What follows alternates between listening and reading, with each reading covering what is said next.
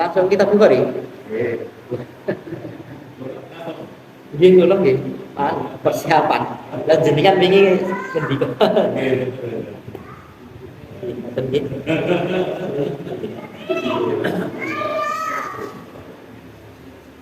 Kita kula pun amok. Juga aku 5 tahun. Nggih, bismillahirrahmanirrahim. Sekalian, sudah kita berazam, insyaallah kita belajar kitab Sahih Bukhari, kitab yang ada di bapak-bapak ini tidak ada nomornya, artinya dinomori sendiri, ya, dinomori sendiri, bawa pulpen, ditulis-tulis itu ya, karena nanti kalau misalkan ada berhalangan, tidak datang 1 kali 2 kali, hadis yang ke-10 bolak-balik bingung, bab ke-17 lah bingung. Kalau di kitab saya ini, insya Allah nomornya, nomor bab, nomor hadis ini, nomor kitabnya juga sama dengan syarahnya di kitab Fathul Bari, biasa sama. Walaupun saya tidak punya kitabnya, belum pernah ngaji kitab Fathul Bari ya.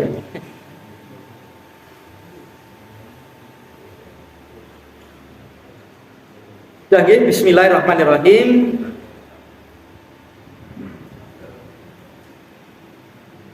Kitab nomor 1, kitab Badiul Wahyi, kitab permulaan wahyu. Wahyu itu artinya sesuatu yang turun dari Rabb diturunkan kepada nabinya, itu namanya wahyu. Dan wahyu ini hanya diberikan kepada nabi ataupun rasul. Orang biasa tidak dituruni wahyu.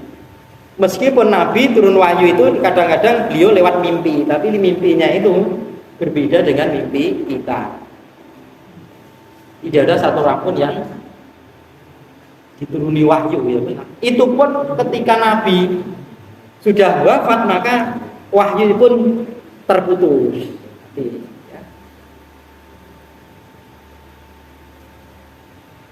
Qala Syekhul Imamul Al-Hafidh Abu Abdillah Muhammad bin Ismail ibnu Ibrahim ibnu Mughirah Al-Bukhari rahimahullah ta'ala, amin. Ini silsilah nama Imam Bukhari ya. Jadi Bukhari itu diambil dari akan tempat Bukhara.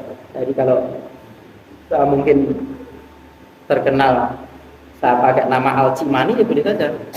Al-Cimani dinisbatkan di satu tempat ataupun negara.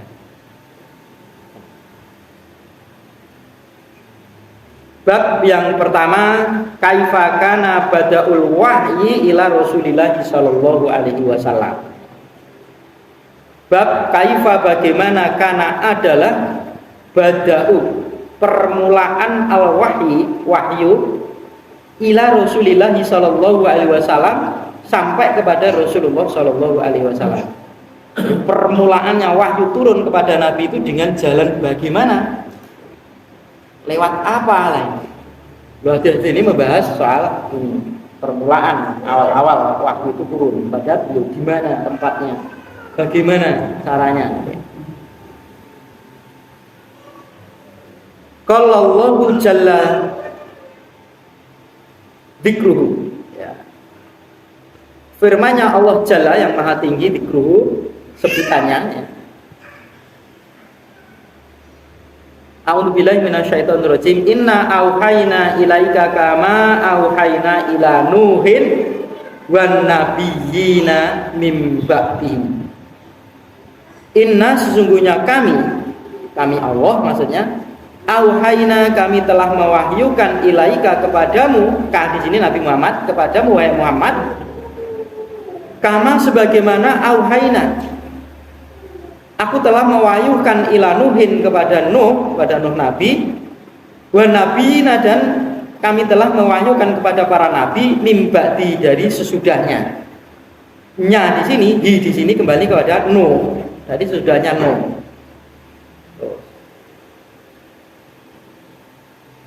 Ini surat An-Nisa gitu. di surat An-Nisa ayat 163.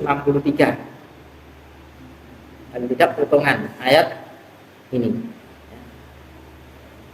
Jadi apa yang diturunkan kepada Nabi Muhammad wujudnya wahyu itu sama yang diturunkan kepada Musa ataupun nabi-nabi setelah Nabi Musa. Musa pun juga seorang nabi dan rasul, Nabi Muhammad juga. Ya, itu artinya ya diutus kepada Musa kepada Bani Israel dan orang Mesir lah itu ya kaumnya, bukan diutus satu kaum saja. Kalau Rasulullah malah ya diutus untuk seluruh manusia. Khatamul Anbiya namanya itu ya, penutup dari nabi-nabi. Hadis yang pertama dari bab ini, haddatsana Al-Humaydiyu Abdullah ibnu Zubairin qala haddatsana Sufyan qala haddatsana Yahya ibnu Sa'id al-Asy'ari qala akhbarani Muhammad bin Ibrahim At-Taimiyu annahu bahwasanya dia di sini adalah Muhammad Ibrahim Sami'a Al-Qamah bin Waqqas telah mendengar dari Al-Qamah bin Waqqas Al-Laitsiyah. Yaqulu dia berkata, sami'tu Umar bin Khattab radhiyallahu anhu al-mimbar, di atas mimbar. Kata si Al-Qamah bin Waqqas, aku itu pernah mendengar Umar bin Khattab radhiyallahu anhu di atas mimbar, perkataan beliau, perkataan si Umar. Umar berkata begini, sami'tu Rasulullah sallallahu alaihi wasallam, aku pernah mendengar Rasulullah sallallahu alaihi wasallam yaqulu. Beliau bersabda, ini perkataan Umar di mimbar. Innamal a'malu binniyati, sesungguhnya tiada lain amal-amal itu binniyati dengan niat. Wa innama, dan sesungguhnya tiada likul imri'in, pada tiap-tiap seseorang itu manawa, apa yang diniatkan. Faman kana hijratuhu ila dunya yusibuha. Faman, maka barang siapa yang kanat adalah hijratuhu, hijrahnya itu ila dunya, ya, ingin mendapatkan dunia, yusibuha, dia akan mendapatkannya dunia tadi. Au ila imra'atin yang kihuha, atau niatannya itu kepada seorang perempuan yang akan dia nikahinya. Fa hijratuhu ila ma hajara ilaihi. Fa hijratuhu, maka hijrahnya itu ila, akan sampai atau kepada ma hajara, apa-apa yang dihijrahkan ilaihi kepadanya, niat tadi. Ini di kitab Arba'in Nawawiyah ada, tapi tidak, kalau ini diambil, dipotong ini. Ini berkenaan dengan hijrah, itu kan berat. Ini bab niat. Kenapa Imam Bukhari itu di awal daripada kitab ini turun wahyu kan, bab bahas wahyu, tapi dari awal hadis pertama ini ditulis niat. Semua ya yang kita pelajari baik nanti sampai 4 jilid, kalau niatnya salah maka tidak ada pahala, maksudnya begitu. Jadi semakanya kita niatkan sekalian ya. Dan niat kita harus selesai 4 jilid. Kapan selesainya jangan ditanya. Wah, belum selesai, tertanya meninggal, insya Allah pahalanya sesuai dengan apa yang dia niatkan dengan adanya ini. Oke, kita boleh belajar niatnya sampai selesai. Dapat beberapa hadis Allah panggil, sudah sesuai dengan niatnya. Tentang hijrah ini di sini hadis masyhur ya, tentang orang yang hijrah itu dulu macam-macam, sama-sama pindah dari Mekah ke Madinah bareng mungkin, tapi pahalanya berbeda. Ada orang ketika Rasulullah itu mengumandangkan kita hijrah ke Madinah, orang kebetulan saya punya tanah di sana, saya punya saudara di sana, ya sudah. Nanti kita garap tanah di sana lebih aman, ya sudah, niatnya dunia. Kita kan ahli dagang di sana, petani aja, kita ambil kurma-kurma petani dari sana, nanti kita jual ke negeri Sam atau jual di negara lain, Kita kan ahli dagang, niatnya dunia. Walaupun mungkin bareng. Atau kebetulan saya punya saudara dan saudara saya itu punya teman, kebetulan saya pernah ketemu saya di Mekah. Orangnya orang Madinah, saya mau menikahi dia. Kebetulan kalau Rasul menghasung untuk hijrah ke sana, saya akan ketemu sana dan nikah. Nah itu ya. Pun kampung niatnya gitu niku tok. Padahal pahala hijrah ini masya Allah gitu ya.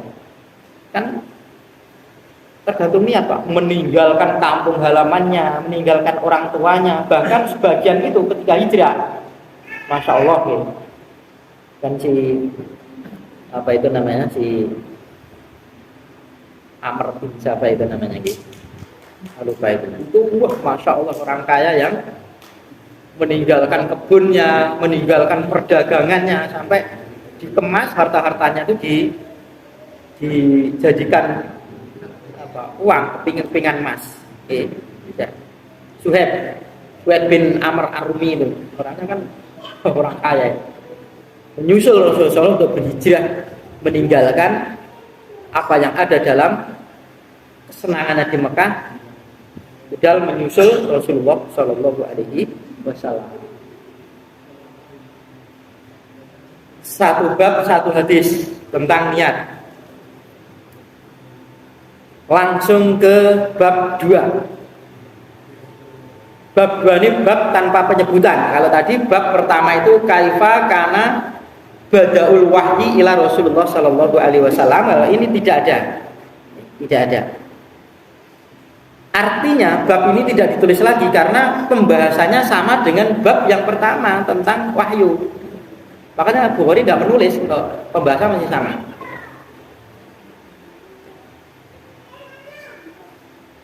Hadis yang kedua, haddatsana Abdullah bin Yusufa qala akhbarana Malikun an Hisam bin Urwata an abihi an Aisyata ummul mukminin radhiyallahu anha anal Harits bin Hisam radhiyallahu anhu sa'ala Rasulullah sallallahu alaihi wasallam. Jadi ini tadi yang saya baca itu adalah nama-nama pembawa hadis ini. Nah, kalau sebagian saudara kita mengatakan ya disebutkan gurunya namanya Abdullah ya, sekolah Abdullah, terus sekolah Abdullah bin Yusuf lah mungkin itu ya.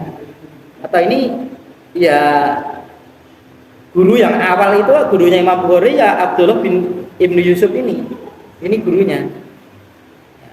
Nah, Abdullah bin Yusuf ini punya guru namanya Malik bin Hisam. Dan terus sambung. Inilah disebutnya oleh saudara kita sebagian yang ngaji kitab adalah musnad mutasil. Jadi sanad-sanad yang bersambung sampai ke Rasulullah Shallallahu Alaihi Wasallam. Ya. Maka ngaji itu kan harus bersambung kan gitu, tidak terputus sanadnya ini. Nah, suatu ketika bahwasanya Haris bin Hisam ini radhiyallahu anhu bertanya kepada Rasulullah Shallallahu Alaihi Wasallam. Fakola, maka berkatalah si Haris bin Hisam, ya Rasulullah, wahai Rasulullah, kaifa ya'ti kal wahyu, bagaimana datang kepadamu wahyu itu? Fakola, maka bersabda Nabi menjawab, Faqala Rasulullah sallallahu alaihi wasallam ahyana ya'tini misla salatil jaros. Ahyana kadang-kadang ya'tini, dia wahyu tadi datang kepadaku misla salatil jaros. Ya, misla semisal salati al jarosi. Jaros itu kan lonceng. Solah itu kan suaranya. Jadi lonceng kayak suara lonceng. Ya, lonceng tergantung loncengnya apa. Bisa bunyi kerimping-kerimping ya, bisa bunyi kelong-kelong. Tapi yang jelas solah kita adalah suara lonceng. Nah, ini tidak harus begitu. Nabi mensabdakan kadang-kadang saja wahyu itu turun kepadaku semisal suara lonceng. Wa sedangkan suara lonceng tadi asyadduhu alayya, lebih sangatnya atasku, lebih beratnya atasku. Fayafsimu, maka diputus anni padaku itu, wa dan sungguh, wa aitu anhu maqala, wa dan sungguh, wa aitu aku itu paham, aku Nabi paham, anhu darinya wahyu itu, makola apa yang dikatakan. Jadi kadang-kadang wahyu itu datang kayak suara lonceng, rumpiung gitu ya, dan itu sangat beratnya. Telinganya Nabi itu, wah, masya Allah berat itu ya suara itu. Dan ketika suara lonceng itu terputus, sungguh saya itu telah paham apa yang dikatakan dalam wahyu tadi. Nabi paham. Dan wahyu yang ada itu tidak pernah malaikat itu mengulangi beberapa kali kecuali kalimat di Gua Hira itu saja. Setelah itu termasuk surat Al-An'am itu sekali turun jilid. Malaikat bacakan, Nabi mendengarkan sampai selesai. Setelah itu kamu baca ya Muhammad. 1 sampai selesai. Apa? Tidak pernah salah, malaikat kembali. Ketika itu menyampaikan kepada sahabat yang lain. Sahabat pun masya Allah sampai di tafsir para ulama ya. Kalau ada burung bikin sarang di kepalanya para sahabat itu, jadi saking betul ubah kan, sahabat itu mendengarkan Nabi. Maka ada salah satu sahabat itu ketika Nabi selesai satu ayat sampai selesai surat Al-An'am itu langsung, ya Rasulullah saya telah hafal. Nah itu, masya Allah, ini begitu tajamnya apa ingatan. Kalau Rasulullah sudah pasti karena memang dididik dengan wahyu. Rasul memang dipersiapkan dari awal. Rasul paham meskipun hanya suara lonceng itu begitu, oh saya paham apalagi karena dalam lonceng tadi. Wa ahyana, dan kadang-kadang ya tamasalu, apa itu, menyerupakan li kepadaku itu al malaku, malaikat, rojulan, seorang laki-laki. Dan kadang-kadang ada malaikat itu menyerupakan, menemui saya itu seorang laki-laki ya, jadi ada seorang laki-laki datang kepada Nabi menyerupakan seperti manusia biasa datangi Nabi, padahal itu malaikat. Fayukalimuni, maka dia malaikat tadi yang menyamar tadi mengajari aku. Pak ini, maka aku menghafalnya mayakulu, apa yang dikatakan oleh malaikat tadi. Oke, termasuk ketika malaikat itu datang berpakaian putih bersih, rambutnya hitam, datang kepada Nabi duduk piros, kemudian mengetes Nabi atau memberikan wahyu itu dengan cara bertanya kepada Nabi, bagaimana, apa Islam itu, apa iman itu, apa ihsan itu, kapan kiamat itu tiba. Nabi paham, oh ini yang tanya ini pasti bukan manusia biasa. Sok tanya tentang kiamat, sing takok apa sih dilakoki padha naruh lain. Sehingga setelah itu tanya, apa namanya, Umar, kamu tahu enggak siapa yang datang tadi mengajari kita ini? Wa Rasulullah alam, saya enggak tahu ya Rasulullah. Tadi malaikat mengajari kita, mengajari din kita. Di kitab Arba'in Nawawiyah ada itu datang, kadang-kadang itu ada, tapi tidak harus. Qalat Aisyah radhiyallahu anha, Aisyah radhiyallahu anha berkata, walaqad ra'aituhu, dan sungguh aku telah melihatnya Nabi, yanzilu alaihil wahyu, turun atasnya Nabi itu wahyu, fil yaumin syadidil albardi, di suatu hari yang sangat-sangat dingin. Fayabsimu anhu, maka terputuslah anhu darinya, dari Nabi. Wahyu tadi terputus dari Nabi. Wa ina jabinahu, dan sesungguhnya pelipisnya Nabi atau dahinya Nabi itu layatafassadu arokon, sungguh mengalirlah keringat beliau. Aisyah pernah menyaksikan juga ketika wahyu itu turun kepada Nabi, dan saat itu adalah di hari yang sangat dingin. Di kabarnya kalau di Mekah itu dingin, wah, masya Allah dingin sekali. Di Indonesia kalah dinginnya, apa dinginnya? Panas juga panas. Saat saja dingin tadi, ketika wahyu itu sudah selesai, putus, itu dilihat oleh Aisyah itu keringatnya Nabi itu bercucuran. Itu kan menunjukkan berat. Wahyu turun itu berat. Oh, ya. Jadi tidak semudah kayak ada orang datang membacakan surat terus didengarkan, itu enggak. Ternyata berat juga oleh Nabi Shallallahu Alaihi Wasallam ketika wahyu itu turun kepada beliau. Jadi Bapak, inilah hadis atau hadis ini di antara hadis-hadis yang lainnya banyak tentang bagaimana cara turun wahyu. Ini salah satunya ini dengan Nabi itu diperdengarkan kayak suara lonceng, dan itu yang disabdakan Nabi paling beratnya saya itu berat. Ya. Tetapi ketika wahyu itu sudah selesai putus, saya paham. Kadang-kadang malaikat itu menyamar menjadi seseorang luar biasa, mengajarinya, dan Nabi itu memahami itu, menghafal dan memahami apa yang dikatakan oleh malaikat tadi.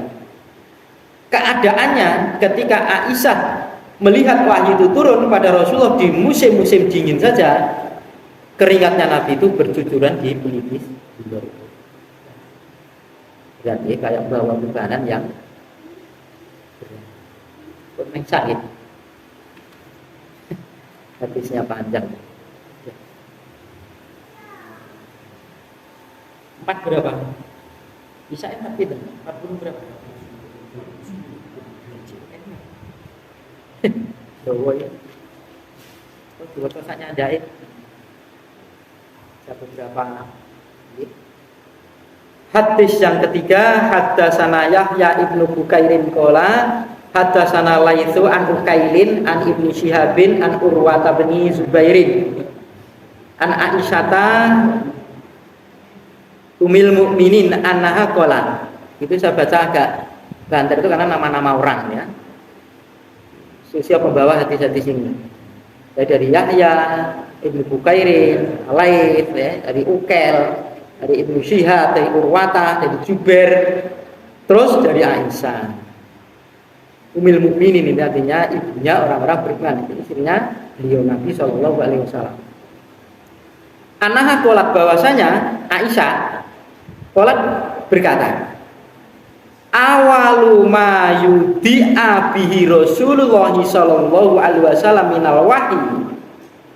Awal permulaan ma yudi'a, apa-apa yang dimulai bi dengannya, dengan apa-apa Rasulullah sallallahu alaihi wasallam minal wahyi, dari wahyu itu ar-ru'ya. Nah ini dari mimpi, as-sholihatu yang benar, mimpi yang bagus atau mimpi yang benar, fi naumi pada waktu tidur beliau. Nah ini waktu tidur beliau. Nah, tidur beliau itu terjaga. Kalau tidak kan terjaga tidur, nah, balik nih. Kalau Nabi tidur terjaga. Ya, Masya Allah. Sehingga mimpinya Nabi itu bukan sebagaimana mimpi kita. Fakana maka adalah layaro, tidaklah melihat ru'ya mimpi illa kecuali ja'at misla falakil subhi. Nah, maka adalah tidaklah melihat mimpi tadi kecuali beliau itu seperti apa? Datangnya semisal cuaca waktu subuh. Remeng-remeng gitu ya, kayak cuaca waktu subuh kan begitu. Kalau dulu subuh itu ya fajar sotik, bukan fajar khatib. Fajar khatib itu kan fajar yang bohong, fajar sotik. Tsumma hubbiba ilaihi, kemudian disenangkan ilaihi kepada Nabi al-khola'u, menyepi. Khola itu kan orang petapa atau menyepi ini ya, menyendiri dari orang kerumunan orang banyak. Jadi Nabi itu disenangkan untuk merenung, mengangan-angan sesuatu yang pada cuaca di waktu subuh itu dia malam hari kemudian keluar menyepi dari hiruk pikuknya orang, menyepi. Orang menyebutkan orang Jawa topo. Wa kana yakhlu, dan adalah menyepi bi gharin Hira, di gua Hira. Beliau nyepinya bukan di mana-mana tapi di gua Hira.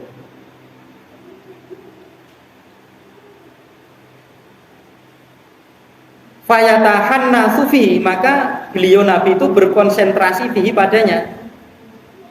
Pada waktu cuaca subuh tadi di gua Hira tadi, beliau berkonsentrasi ya. Wa sedangkan Nabi itu at-ta'abudu, ta'abud apa itu, beribadah ya, mengabdi atau beribadah. Dia melakukan peribadatan alayaliyah dawatil abdi al adadi. Allah. Apa di ibadahnya beliau itu adalah alayaliyah, di malam-malamnya yang dawati, yang dawat di dalam hitungan al-adadi, yang hitung-hitungan beberapa hitungan. Jadi bisa dihitung Pak berapa malam itu loh, dihitung. Walaupun hitungannya itu beberapa malam, 5 malam, 7 malam, artinya bisa dihitung. Tidak kok banyak, pokoknya tidak terhitung, tidak. Tapi bisa dihitung ketika dia beribadah, berkonsentrasi di gua Hira.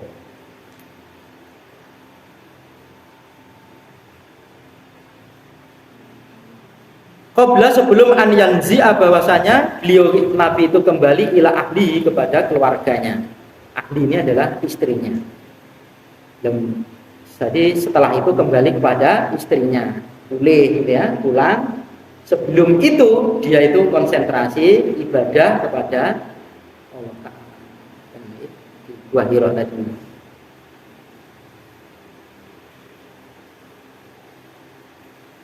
Fatazawwadu lidzalika, dan beliau itu berbekal lidzalika dengan yang demikian itu. Gosanu, ini bahan minum atau bahan makanan di Gua Hira. Di dalam itu. Sumayarji'u ila Khadijah. Kemudian kembali lagi kepada Khadijah ketika perbekalan telah selesai dan di waktu subuh tadi. Fayatazawwadu, dan maka beliau berbekal limithliha, pada semisalnya. Begitu malam berikutnya kembali lagi, berbekal lagi setelah menemui Khadijah ya. Paginya menemui Khadijah, nanti malamnya berbekal lagi ke Gua Hira lagi. Okay. Hatta ja'ahu, kemudian sampai datang kepada Nabi itu al-haq, kebenaran. Wa sedangkan beliau itu fi gharil Hira. Okay. Keadaan beliau itu di Gua Hira. Permulaan beliau itu menyepi dikarenakan beliau itu tidak tidak seret lah kalau orang-orang di sekitar itu menyembah berhala, sementara berhala-berhala itu dianggap oleh Rasulullah itu yang tidak masuk akal kalau disembah. Dia datang membawa makanan, bawa minuman, dikasihkan yang dia sembah dan masih utuh. Apalagi sesembahan yang dia bikin sendiri. Kok masa? Kok katanya sembahan yang bikin zakat, kok masa makannya malah ketergantungan pada yang menyembah. Kok yang Tuhannya lebih, kok sing gawe malah sing nyembah. Lah kok dhisik kaulane karo Tuhane, lah kan tidak akal. Kemudian dia menyendiri, mengasingkan diri, tafakur kepada Allah Ta'ala, mengambil tempat yang kira-kira aman dan sepi di Gua. Bapak sekalian, alhamdulillah masih panjang, insyaallah kita ada pertemuan yang akan datang, insyaallah. Dan Allah beri kesempatan untuk melanjutkan pembacaan kitab Surah Al-Baqarah ini. Selanjutnya apa yang saya sampaikan, Alhamdulillah dan Assalamualaikum warahmatullahi wabarakatuh.